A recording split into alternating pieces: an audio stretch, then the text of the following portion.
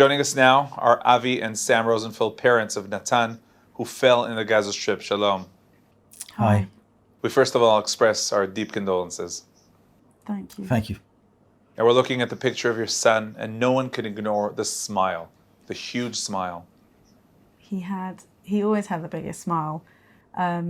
He loved living life to the full. There was like not a minute to waste. He went out with friends. He saw people. He did different things. Literally, as soon as he came home from the army, that was it. I'm going out, Mum. Like, but where? Like, take 2 seconds. Nope, I'm going out. That was it. He came home. Home was not for sleeping. Home was for like coming home, seeing his friends. He had a great group of friends from Mechina, from school, from the army. He had loads of people that he loved to see and go out with and do silly things with and just hang out with. And that was what he loved to do. So yeah, he was like, this for him was life. School wasn't for him, but this was life. This he was living. And Avi, I understand that despite the fact that he spent so much time with friends when he came back home from the army, you made sure to sit with him and drink a beer together whenever you could. I did. I had to sometimes haggle with him to say, you know what, let's go for a burger, for a beer. And he would come with, of course he would come with. And this moment, my chance to sit and talk to him, and he enjoyed it. I loved it. When he was younger, we used to go riding on motorbikes together through Europe. He was sitting behind me. We used to go all over the place. I had a very, very close contact with my son. And Shabbatot, when we had Shabbat, we tried to persuade him to stay with us at least for one meal. We bought him special stuff, special food, what he enjoyed and liked. We understood when he came home, he wanted to be with his friends because he wanted to live life. Because the obvious thing is, when you go in, it gets dangerous. And so we understood that. But at the same time, I wanted my beautiful son to be with us at the table. But it was a balancing act. We won sometimes we didn't win. Sam, tell us please about the challenge of being a mother with so much pride, but also so much concern and fear.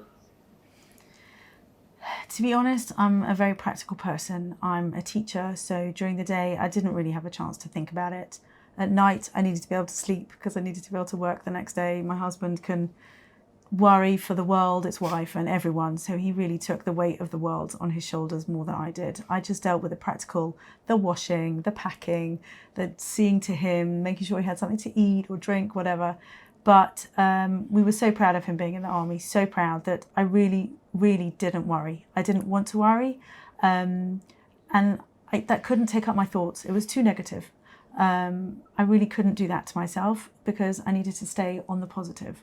So that was what I did. My husband, a little bit different. He did the worrying, but I needed to sleep, so I didn't do as much of the worrying. And Avi, what would you answer someone who asks you made Aliyah, immigrated to Israel, are there second thoughts? So no, never ever was. Never ever. Not one single one. Sometimes get upset when somebody cuts me off in the traffic, but that's the only time I feel a bit upset. Otherwise, I'm proud, I'm happy. There's no other place. There is no other place. My parents grew up in East Europe. They went through the Holocaust. We've seen again and again and again what history has in mind for Am Yisrael. We've got a land now, which is our land. You know, it's a family. I wouldn't want to be anywhere else in the world. This is the place. It's a beautiful country. The people are good people. And we are, thank God, we are very happy, although we had to pay a very heavy fine, a very heavy debt to be able to live in this country. Now, we're recording this interview before the funeral. I believe that the loss is hard to comprehend at this moment. It was still really not real for me. Like when the army came yesterday and that we're sitting there and my daughter kept asking, are you sure it's him? Do you know it's him? And it was just so unreal, like really not real. What made it real was seeing him today battered and bruised and so cold, but we know he's not there. We know it's just his body, that he's not there anymore. But we're still so proud, and obviously we have the funeral coming up, which will provide a little bit of closure, that's what we can do, and then get on with Shiva and see all the people that want to come to us and tell us about Natan, the Natan that we didn't know at home, the Natan that we've had hundreds of photos and messages about, about what a great kid he was, and how he interacted with people. So it's still really a bit weird. I'd just like to add that in the army there's no division between Haredi, Chiloni, Dati, so there shouldn't be amongst our own people outside of the army. This land is for everyone. This land is ours. Everyone needs to be able to agree to share, to sit, to share, to talk. We're always going to have disagreements. But in the army, there's no division. We should have no division either. Avi, Sam, thank you very much for joining us, and may God comfort you. Thank you. Thank you.